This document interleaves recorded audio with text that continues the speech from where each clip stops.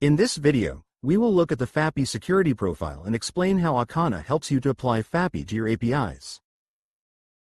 FAPI, formerly referred to as Financial Grade API, is a security profile that extends the OAuth and OpenID Connect frameworks. OAuth and OpenID are widely employed frameworks to handle authentication and authorization on API endpoints.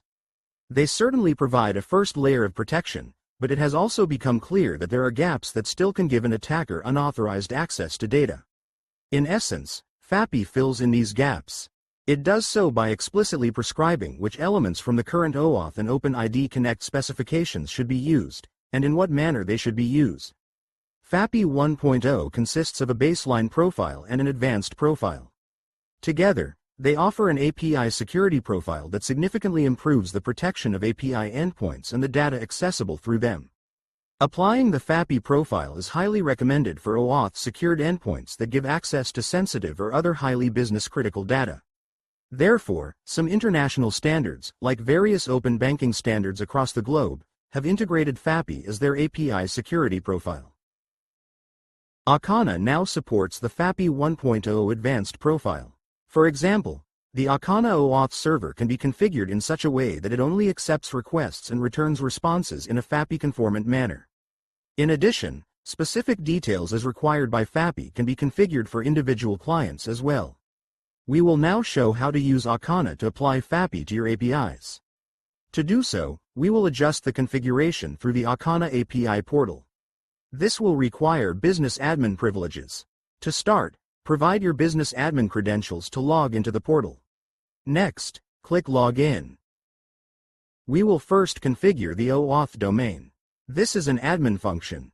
To open the admin functions, click More in the top-level menu. From the menu, click Admin to gain access to the admin functions. From the admin functions shown in the left panel menu, click Domains. We will show the changes that should be made to enable FAPI from an Akana OAuth OIDC provider domain that has already been created, so we can focus on the FAPI specifics. In this case, modify the domain. On the Details page, check the FAPI option. With this option enabled, several constraints will automatically apply to other domain configuration settings.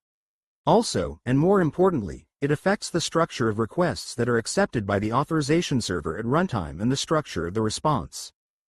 For example, with FAPI enabled, only HTTPS endpoints are allowed for the token issuer. Providing a value with HTTP rather than HTTPS results in a validation error. To ensure FAPI-compliant communication between client and authorization server, additional configuration can be done for each individual app. To configure the app details, first select your app.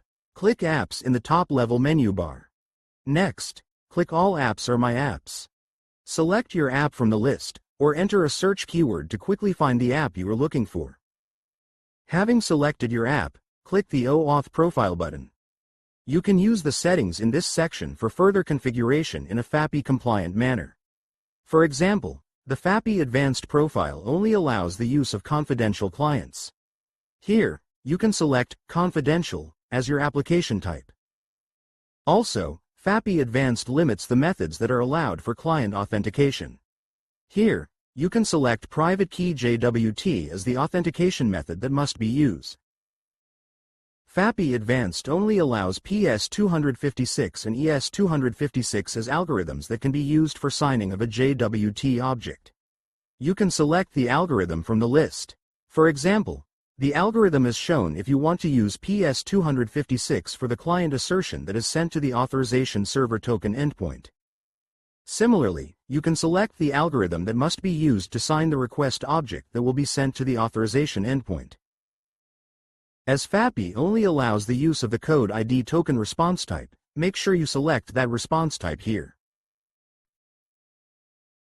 Click Save. Once you have completed your settings, you should now be able to execute the authorization server hybrid flow in a FAPI-compliant manner, ensuring a highly secure client authorization process. This guide showed how you can easily configure the necessary settings in Akana.